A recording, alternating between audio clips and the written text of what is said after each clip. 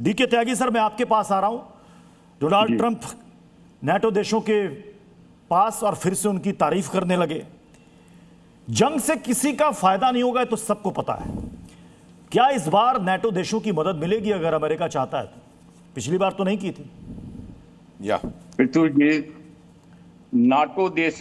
NATO देशों का involve होना, वर्ल्ड वार होना है। अगर नाटो देश वहां पे जाते हैं, वर्ल्ड वार के पूरे चांस है वर्ल्ड वार होने के। और मैं ये चाहूंगा कि नाटो देश ना जाए, और नाटो देशों का भी अपना अभी तो रुख साफ है। वो अभी इस वार से अपने को अलग रखेंगे। इंग्लैंड ने भी अपने को अलग रखा हुआ है। अभी सब चीज बहुत नॉर्मल हो गई थी, तेल के प्राइसेस भी कम हो गए थे, इंग्लैंड भी कम हो गए थे सारे। अचानक जो ये हुआ है, मैं तो कहूंगा ईरान ने गलती करी है, लेकिन ईरान से बड़ी गलती फिर यूएस ने की है।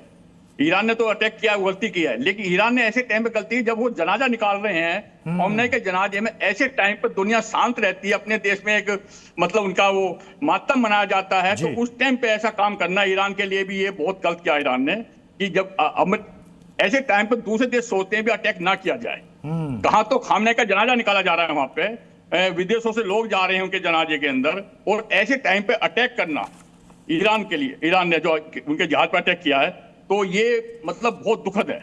आप देखते हो जब हम हिंदुस्तान में कोई हमारे पड़ोस में भी कोई ऐसा हादसा होता है तो सब मातम मनाते हैं। दुश्मन भी मतलब दुश्मन को भी ये होता है भाई आप इसका कोई बुरा नहीं होना चाहिए जी। लेकिन अमेरिका के राष्ट्रपति का एक बयान और आ रहा है कि ईरान मुझे मारना चाहता है। अब तो उल्टे उल्टे बयान आ रहे हैं जी कि ईरान मुझे मारना चाहता है, मतलब ईरान मेरे को खत्म करना चाहता है।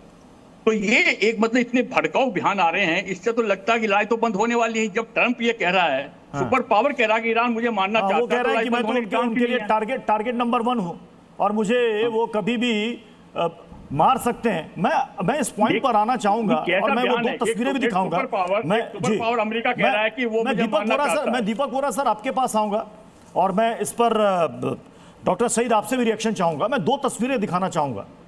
एक तस्वीर ईरान के पूर्व सुप्रीम लीडर के सुपुर्दे खाक की, और दूसरी तस्वीर जब एयर स्ट्राइक अमेरिका की तरफ से किया गया था उनके घर पर, और उनके तबाह घर का पहला ऑफिशियल वीडियो ईरान के द्वारा आज के दिन जारी किया गया जब उनको सुपुर्दे खाक किया जा रहा है। और इस बीच अटैक, लाखों लोगों का जुटना, यह क्या मैसेजिंग है ईरान की तरफ से? दीपक वोरा सर, आपने जो प्रश्न पूछा है वो बहुत अहम है और मैं सुन रहा था बाकी लोग कह रहे हैं सर गलती किसकी है? जंग में कोई फर्क नहीं पड़ता है सर। सबसे पहली मौत सिपाही की नहीं होती, सबसे पहली मौत सच्चाई की होती है। और यही जो तरह तरह के बयान आ रहे हैं, डिसइंफॉर्मेशन, फेक न्यूज़, बहुत सारी चीज़ें आ रही हैं। मेरा अपना मानना है सर कि जैसे जब उनका जनाजा निकल रहा था, ये सही बात है कि इस बार जो अटैक पहले किया था 3 शिप्स पे वो ईरान ने किया था। एक तरह की दादागिरी है जिसके कारण इंटरनेशनल सिंपैथी ईरान से चली गई है सर, बहुत कम हो गई है। ईरान अब अकेला पड़ रहा है। इराक में भी ले जा रहे थे उनके जनाजे को, बहुत जगह ले जा रहे थे। तो मेरा अपना मानना है सर कि जो होता ना, टेबल के ऊपर आपने सारे अपने पत्ते खोल दिए हैं, जबकि ट्रंप साहब तो पोकर प्लेयर हैं, वो सब यहाँ छुपा के रखते हैं। बयान जो मर्जी दें, लेकिन वो करेंगे जो वो सोचते हैं कि अमेरिका को फिर से महान बनाना है, मैनिफेस्ट डेस्टिनी। सब अमेरिकी वो चाहते। कोई अमेरिकन नहीं है जो कहता है मेरे देश को कमज़ोर होना चाहिए।